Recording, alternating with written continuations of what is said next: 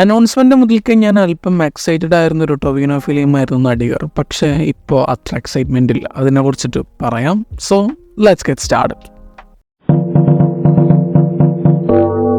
അത്യാവശ്യം നല്ല teaser cuts തന്നെയായിരുന്നു നടികറിനുണ്ടായിരുന്നത്. അതിൽ ഹൈപ്ഡ് ആവാനുള്ള റീസൺസൊക്കെ ഉണ്ടായിരുന്നു. എന്നാൽ അതിൻ്റെ ട്രെയിലറിലോട്ട് വന്നപ്പോൾ നേരെ ഉൾട്ടടിച്ചു. വല്ലാതെ അങ്ങോട്ട് ഇൻട്രസ്റ്റിംഗ് ആയിട്ട് വരുന്നുമില്ല. അതുപോലെ തന്നെ ഹൈപ്ഡ് ആവാൻ പറ്റിയ റീസൺസും ഞാനിപ്പോൾ ഇതിൽ കാണുന്നില്ല. ഈ ആക്ടറിനെ ബേസ് ചെയ്ത് പോകുന്ന നരേറ്റീവിൽ പോകുന്ന സിനിമകളിൽ ട്രെൻഡ് തുടങ്ങി വെച്ചത് മനീഷ് ശർമ്മയുടെ ഫാനാണ്. ഒരു ടോക്സിക് ഫാന് തൻ്റെ കെയറിന് തന്നെ ഭീഷണിയാകുമ്പോൾ അത് നേരിട്ട് ഇറങ്ങുന്ന ഒരു ആക്ടറിൻ്റെ സ്റ്റോറി ലൈനാണ് ഫാൻ ഫോളോ ചെയ്യുന്നത്. ഈ ഒരു കോൺസെപ്റ്റ് അന്ന് ഭയങ്കര ഫ്രഷ് ആയിരുന്നു. കാരണം ഒരു ഫാൻ തൻ്റെ ഇഷ്ടപ്പെട്ട നടനെ തന്നെ എല്ലാത്തിലും പ്രയോറിറ്റി കൊടുക്കുമ്പോൾ ചെയ്യുന്ന മിസ്റ്റേക്ക് അതിനെയെല്ലാം സ്പോയിൽ ചെയ്യുന്നു. ഒരു ഫാനിൽ നിന്ന് ആര്യൻ ഖന്ന എന്ന ആക്ടറിൻ്റെ ബിഗ്ഗസ്റ്റ് ത്രെട്ടായിട്ട് മാറുന്ന ഗൗരവിൻ്റെ ട്രാൻസ്ഫോർമേഷനാണ് പിന്നീട് ഈ cinema interesting ആക്കുന്നതും.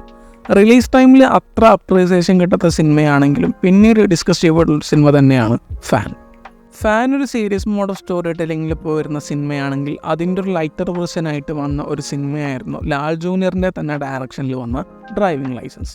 Actor versus fan നരേറ്റീവിലാണെങ്കിലും ഒരു എൻ്റർടൈനറായിട്ടുള്ളായിരുന്നു ഈ സിനിമ പോയിരുന്നത്. എനിക്കിത് വന്ന ടൈമിൽ അത്ര പ്രതീക്ഷയുള്ള സിനിമ ഒന്നും അല്ലായിരുന്നെങ്കിലും അന്ന് കണ്ടപ്പോൾ അത്യാവശ്യം വർക്കായ ഒരു സിനിമ തന്നെയായിരുന്നു ഡ്രൈവിംഗ് ലൈസൻസ്.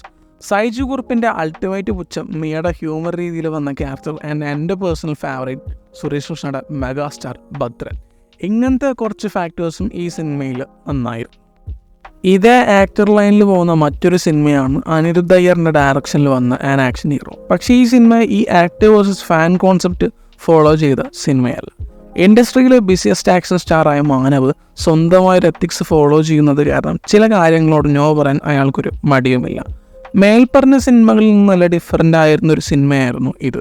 സിനിമകളിൽ മാത്രം ആക്ഷൻ റോളുകൾ ചെയ്ത മാനവിന് റിയൽ ലൈഫിലും ആക്ഷൻ ഫോളോ ചെയ്യേണ്ട ഒരു സാഹചര്യം വരുമ്പോഴാണ് ഈ സിനിമ അത്രയും ഇൻട്രസ്റ്റിംഗ് ആയിട്ട് മാറുന്നത്. ഞാൻ ഇത്രയും സിനിമകളുടെ കേസ് പറഞ്ഞാൽ തന്നെ ഈ ആക്ടർ ബേസിൽ പോകുന്ന സിനിമകൾ ഇവിടെ റീസെൻ്റ്ലി കുറച്ച് വന്നത് കാരണമാണ്. പോരാത്തതിന് ലാൽ ജൂനിയർ തന്നെ മുന്നേ ഈ സെറ്റപ്പിൽ ഡ്രൈവിംഗ് ലൈസൻസ് ചെയ്തതുമാണ്. ആൻഡ് എവിടെയൊക്കെയോ ഈ സിനിമ ട്രെയിലറും ടീസർ കണ്ടപ്പോൾ ആൻ ആക്ഷൻ ഹീറോയുടെ കുറച്ച് സാമ്യതകൾ എനിക്കിതിൽ തോന്നിയിരുന്നു. ഈ 3 സിനിമകളിൽ നിന്നും നടികർ ഡിഫറൻ്റ് ആയി വന്നാൽ കൊള്ളാം. ആൻഡ് ഇപ്പോൾ അത്ര ഹൈപ്പ് അല്ലാത്തതുകൊണ്ട് ഈ സിനിമ നല്ലതാണെങ്കിൽ ചിലപ്പോൾ എനിക്ക് വണ്ടർ കിട്ടും. നടികറിൻ്റെ ട്രെയിലർ കണ്ടിട്ടുള്ള നിങ്ങളുടെ ഒപ്പീനിയൻ കമൻറ്റ് സെക്ഷനിൽ പറയാം. മറ്റൊരു വീഡിയോ ആയിട്ട് പിന്നെ വരാം. Bye guys.